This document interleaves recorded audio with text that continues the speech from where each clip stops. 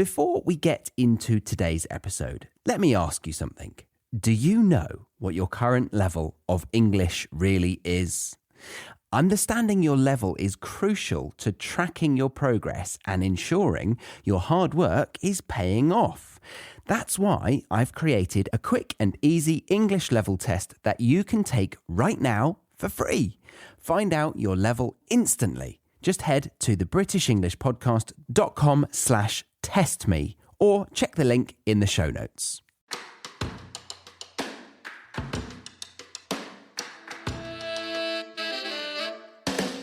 Hello, and welcome to another episode of the British English Podcast, the show that focuses on British culture and at the same time helps you improve your British English. I am your host, Charlie Baxter, and today I've got a bit of brain fog, actually. I've had a strong coffee, sat down at the computer, excited to tell you about a recent experience of mine. But yeah, it's undeniable. Today, I do not feel like the sharpest tool in the box. In fact, my friend from the States just texted me and Stacey saying, anyone else feel like they've been hit by a truck today? Us Brits would probably say lorry instead of truck, or maybe a bus. Yeah, maybe hit by a bus. But the meaning is the same. She feels terrible and is wondering if we do too. And yeah, she's not alone. Both of us are struggling to get back into the swing of things today. Actually, I think as I record this, Stacey has taken herself upstairs for a midday nap. So why? Why do we feel so dishevelled? Well, about a year ago, when we were living in Sydney, our friend Katie asked us to wake up at 3 a.m. to attempt to get tickets to something rather spectacular. Tickets started selling at midday in the UK, and typically they sell out within 2 minutes. But if you are outside of the UK, you are more likely to be able to obtain a ticket because of the wonders of how the internet works. I won't bore you with the details of this supposed theory. But yes, this thing sells out within 2 minutes. And let me check just how many people go to this thing. Oh my God. Yeah. So 250,000 people attend this event and the tickets sell out in under 2 minutes.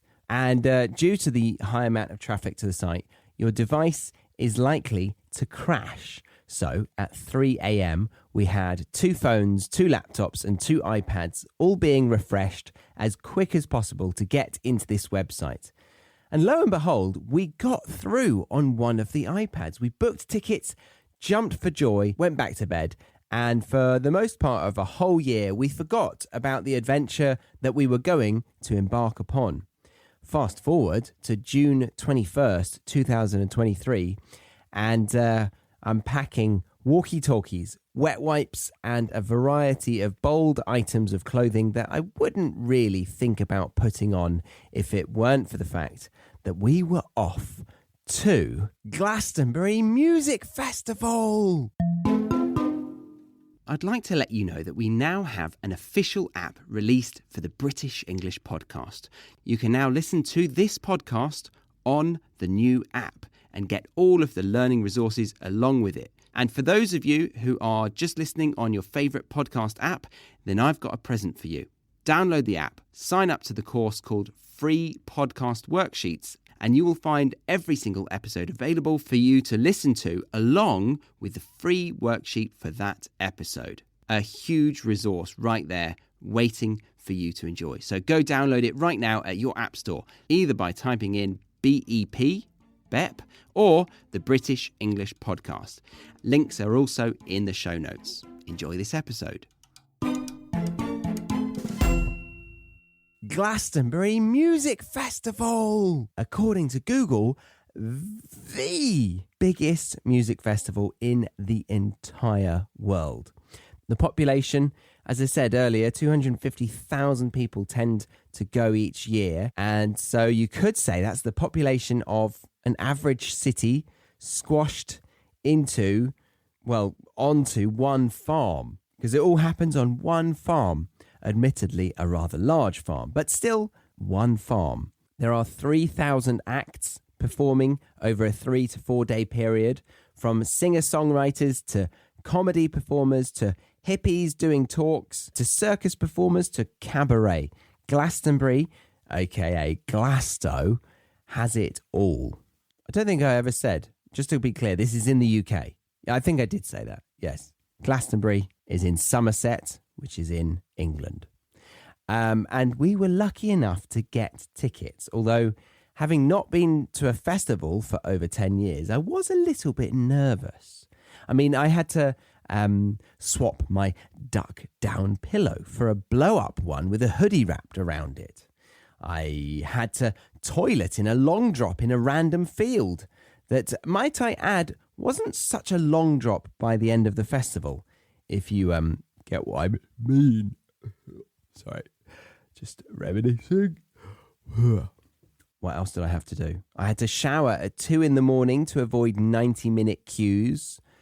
We did over 30,000 steps every single day to reach the stages that we wanted. And although I'm thankful that it didn't rain, the sun was rather relentless, especially given that we were unable to seek shelter or find any shade all day, every day for the whole festival. But with all of those modern day struggles behind me, I can honestly say it was a wonderful experience. And I'd like to tell you about it because it is a significant part of British culture. Everyone knows about it. Nearly everyone wants to go to it at least once in their lifetime. And many people call it the best week of their lives. I'm not sure if I'd go that far, but let me explain how it went down, and you can judge whether or not it would tickle your fancy. Assuming, of course, you haven't been. If you have, then, my friend, we are united. We have gone through the same unique experience that is Glastonbury Music Festival. Oh, goodness me, how empty those words were for me before this experience. So imagine, if you will, my partner, our friend and I get into the car full of excitement and a boot full of backpacks and random camping accessories because we didn't really know what we were doing. We then got on our designated coach after waiting for it for 2 hours because it was late. Then the coach squeezed its way through little farm lanes, winding roads and mud tracks. And voila, we were welcomed to a monstrous queue for the shuttle bus to take us back the way we came and then round the entire festival to our campsite. This was followed by another queue and another one to begin the best week of many people's lives. And we get our wristbands punched on us like camp cattle, I guess. And out we go onto the farmland to find our tent that we had paid £250 extra each to get erected for us. I was told we were glamping, but I was told wrong. We were camping in a quote-unquote 4-man tent. Really, it looked like it could sleep 2, but apparently it was a 4-man tent. We stayed in a campsite called Worthy View, which did have a worthwhile view of the festival. We were overlooking the people that didn't pay for pre-tent erection, like lords over peasants. Smug as fuck that we had showers at our disposal, cafes on every corner, or field corner of the fields. No, field corner. And bogs on, also every field corner. Yes, that's right. The cafes were propped up next to the plopping zones, making for a delightful aroma of, fresh coffee bean and pooey latrine. It was, it was great. So we were, smug as can be, until we realised that the walk to the action made the view potentially not so worthy after all. Have you ever wondered if you're making real progress in your English learning journey? Knowing your level is the key to recognising your improvements. I have a fantastic tool for you, a free English level test that gives you an instant result. Take a few minutes now to discover your level and continue your learning journey with confidence. Visit thebritishenglishpodcast.com/testme or click the link in the show notes to find out your level of English today.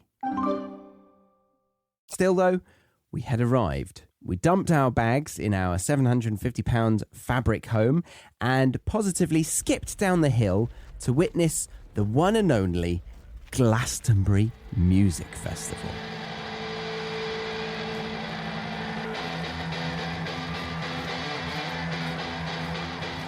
"15 minutes later, and we were in and amongst it all, and half of my face already looked like it had been up to no good that day. But unfortunately, I was still stone cold sober. The reason for one side of my face looking slightly worse for wear was, well, I know. What about, let's give you a riddle. Yes, I'll make a riddle up and see if you can work it out, work out what I am. As in, I am telling you this riddle in first person, as if I'm the thing. You understand me, right? Yeah? Yeah, okay. All right. Here's the riddle. I am beneath your feet and above your head. In the farmer's field and in your bed. I am unseen, yet I'm in sight. I dance in the day and I hide in the night. I'm felt in a gust, seen in a beam, everywhere and nowhere, a whisper in a dream. What am I? I like that riddle. Not going to pretend that was me. I started thinking of it. I started the first line or two, and then I thought, ChatGPT can do this quicker and better. So half of that was them. All right, so let's just do that one more time, see if you can get it. So I'm trying to help you figure out what made my eye look sore. Okay, so I was saying that half of my face looked like it was drugged. So it was my eye that was very sore. Okay, why was it sore? Here's the riddle. I am beneath your feet and above your head, in the farmer's field and in your bed. I am unseen, yet I'm in sight. I dance in the day and I hide in the night. I'm felt in a gust, seen in a beam. I think that's the easiest line. That's the most obvious one. I'm felt in a gust, seen in a beam, everywhere and nowhere, a whisper in a dream. So what am I? Well, I am the single most common reason that people visited the on-site medical team in Glastonbury this year. Any ideas? No? Think underwhelming beyond belief. I am dust. That's right, dust. I wasted your time and mine on explaining dust. But I tell you, those small yet mighty little particles, they got me good and proper. The paths that everyone was trampling on meant that hundreds of people were getting grit and dust kicked in their faces every second they dared to transfer from stage to stage. But, as you know, I'm made of stronger stuff, so I decided to, be brave, put on my size 7 big boy boots and face the music. Although, to be honest, that night we didn't really get too involved. Our excuses were that we'd had a long day of travelling. A musician that we all liked was playing pretty early the next day, and we still hadn't had a single drink of alcohol. I'd like to add here that while my fellow festival goers I was sharing this experience with weren't so desperate to get to the bar each day, I have a fairly strong association with music and being out and about and drinking alcohol. And I'd say I'm well below average in the amount of alcohol I consume in comparison to the average British person. I know many addicts would say something similar to this, but I can assure you that I think that I'm not one of them. Either way, I'd say of the 250,000 people attending, the majority of them were under the influence in some way, shape, or form. I'd guess, and I have no data on this at all, only my observations, but I'd go with 50% of festival goers in the UK have at least 3 to 5 drinks throughout the day and get a bit tipsy. Yeah, 50% get a bit tipsy. 15% are probably on something else. Wink, wink. That was 15, 1-5. So 50% tipsy, 15% on some naughty stuff, 10% probably just get absolutely rat-arsed. I'll explain that in the vocabulary. If you want to be a premium or academy member, go right ahead. And so that leaves, I think, 25% that would be sober or near enough sober. They might have had 1 or 2 drinks, but yeah, near enough sober. So 50% tipsy, 25% sober, and 25% really drunk or something else. Oh, and of all of the above, I'd say close to like 40% were vaping, maybe 30%. But yes, so many people were vaping at Glastonbury this year.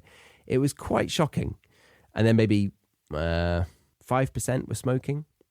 All in all, a rather intoxicated bunch of people on one farm. And so being sober that first night, we decided to call it a night after having attempted to get our bearings and failing, because this festival really is as big as a city. I mean, it took us 1 hour to get back to our tent.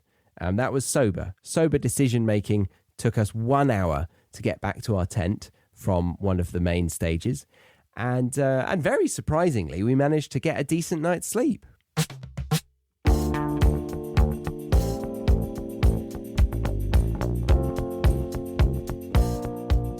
I just wanted to check in with you about something. Are you one of those language learners who often thinks, am I actually making any progress with my English? Is what I'm doing to study actually working for me? Or am I just wasting my precious time here? Well, if you think this way, then I'd like to encourage you to take action on this. Imagine how much more motivated you would be to put time and effort into your English studies if you knew that every time you studied, you would be guaranteed to be making significant progress. How much more satisfying would that be? So what do we need to do in order to find more clarity around this issue? Well, tracking your progress is a wonderful way to show evidence of your language skills having actually improved. And to track progress, the first thing you need to do is understand what level you are currently at. If you haven't taken a level assessment recently, then I highly recommend using my free test that will instantly tell you your level of English. Once you know this, you can start tracking your progress, which comes in many forms based on personal preference and your level of English. But that's a conversation for another time. For now, though, make sure you check your level of English with my free level checker, which is available over on thebritishenglishpodcast.com/freebies.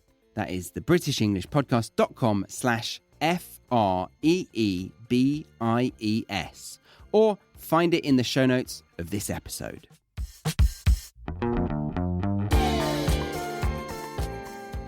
Now, during these memorable days at the festival, I discovered that what I enjoyed most resonated a little bit with my personality. Let me paint you a picture. I'm the kind of person who savours an open weekend with zero plans. I mean, zero plans. The freedom to follow my instincts in the moment, I think there's something exhilarating about it. Appreciating the now, living in the moment and all that.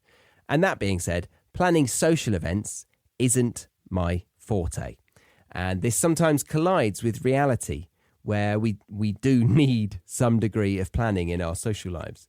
But at the festival, I was imagining this sort of go with the flow mentality would be entirely possible, but it was different to what I had perhaps unknowingly hoped.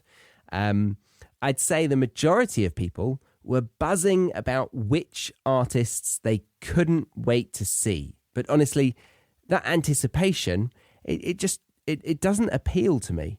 Not even for big names like Elton John and Arctic Monkeys. Instead, what truly lit up my experience were the unexpected moments, the surprises waiting around each corner, discovering new, incredible acts in intimate venues, feeling a real connection to the performers.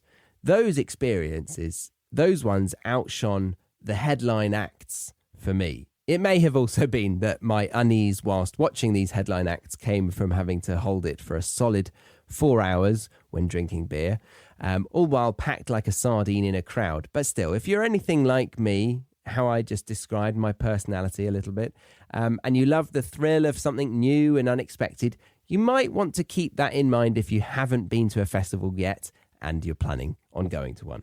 So yes, I really did see that the real joys came not from meticulous planning, but from the spontaneous moments that took me by surprise.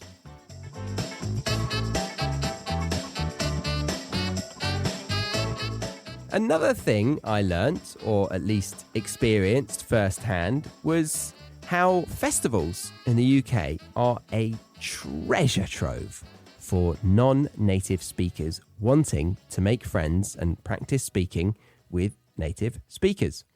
And I think it's quite unique because most of the time when you get a large crowd, it's something that ends up being rather touristy. And thus, the locals are nowhere to be seen. But as I suggested at the beginning of this episode, music festivals are well and truly part of our culture and have been since the 50s and 60s when apparently the Bewley Jazz Festival, I think I'm pronouncing that right, the Bewley Jazz Festival, one of the UK's first music festivals, that started in 1956. The Reading Festival and Cambridge Folk Festival were also born in this era. And then the Isle of Wight Festival began in 1968. And by 1970, apparently, this is insane, it dwarfs Glastonbury this year.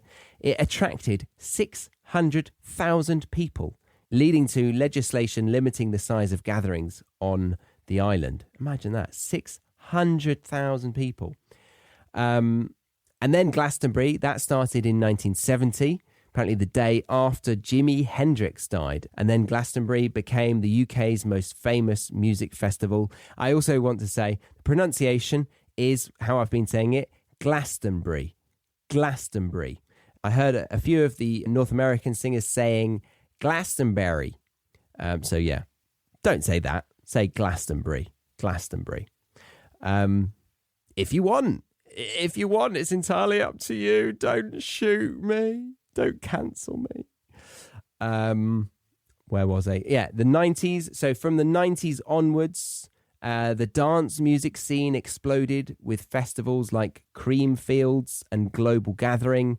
And today, the UK hosts hundreds of festivals each year, from massive events like Glastonbury to smaller genre-specific festivals. So Brits love music festivals. And not only do we love going, but we also seem to have this different mindset that encourages us to be insanely nice to one another and to open up and start making friends, which is weird because in the cities, especially in the southern areas, we generally keep ourselves to ourselves. And when we go on holiday, typically abroad, we really don't want to meet other Brits abroad. I mean, that might not be everyone's opinion, of course, but I really did feel this unnatural cultural phenomenon that allowed us all to rid ourselves of the norms in society and just, get to know your neighbour. I mean, we actually made friends at the very first moment when waiting for a bus to the festival. And I also witnessed a guy who was stood near us whilst we watched Arctic Monkeys play, who introduced himself to everyone he could see. Like, I think I saw him shake hands with 20 people in under an hour when we were stood still like sardines, just, stuck. Was he doing drugs? That's not important.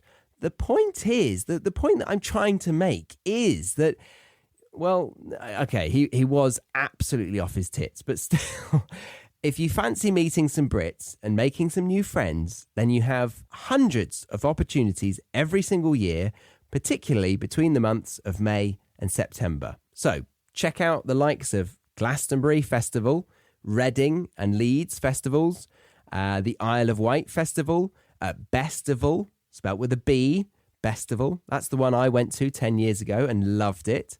There's also Wireless Festival, Latitude Festival, and if you like your rock and heavy metal, then maybe check out Download Festival. Now, there's another element of my festival experience that I find quite profound, and it concerns self-expression in the UK festival scene. So my festival companions nudged me ever so slightly to step out of my fashion comfort zone a bit, just a notch louder than my everyday attire. And that, coupled with a last-minute grab from my late grandfather's umbrella stand, I found myself holding a vibrant, multicoloured and multi-purpose umbrella that served as both shade provider and seat, which I grew weirdly fond of throughout the week. Now, I confess, I might have raised an eyebrow or chuckled at this version of myself on a typical day if I was just walking down the street. I mean, to be more accurate, my younger self that was keen on fitting in with the crowd might have smirked at such a display. But within the festival's realm, all forms of expression are embraced, and I didn't encounter a shred of judgment or criticism in any direction.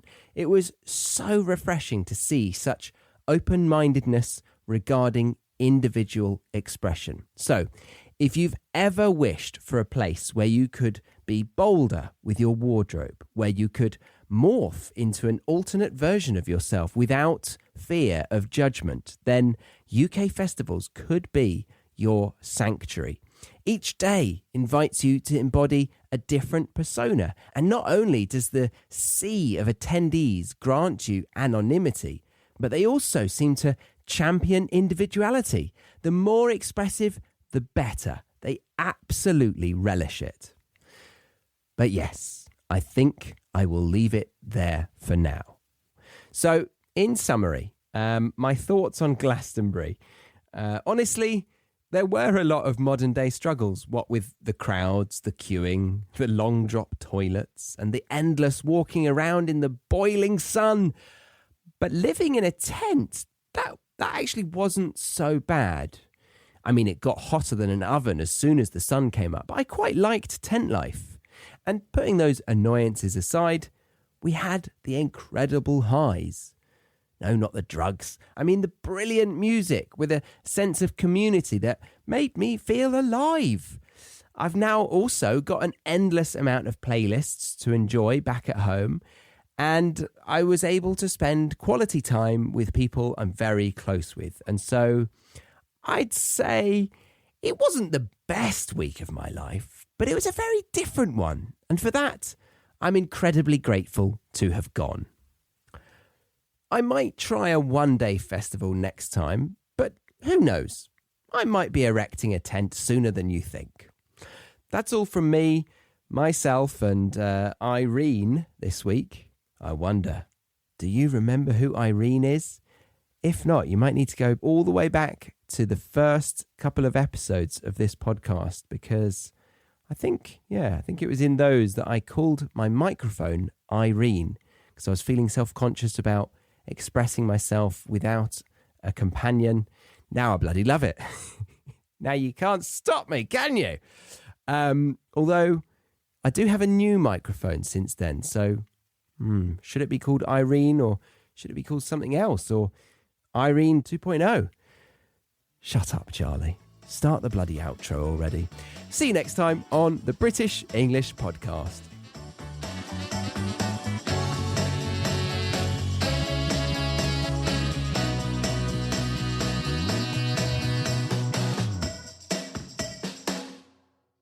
Thank you for listening to today's episode. Before you go, make sure you know where you stand in your English learning journey. I've created a free English level test that you can take right now to find out your exact level. It's quick, easy, and gives you instant results. Head to thebritishenglishpodcast.com/testme or check the link in the show notes. because tracking your progress helps you stay on track. We can't use track twice, guys.